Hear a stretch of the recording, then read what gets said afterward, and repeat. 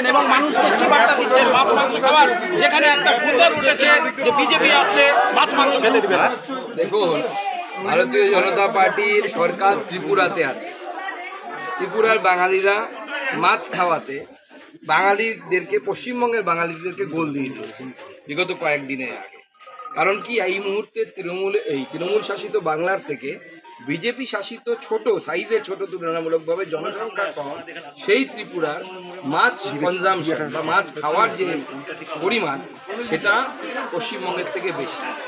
অতএব মুখ্যমন্ত্রী যে মিথ্যে কথা বলছে, তথ্য স্ট্যাটিস্টিক্স সেটা প্রমাণ করছে যে আমাদের মুখ্যমন্ত্রী, মাননীয় মুখ্যমন্ত্রী মিথ্যেবাদী। আজকে মাছ বাজারে ক্রেতা বিক্রেতাদের কি বার্তা দিবেন?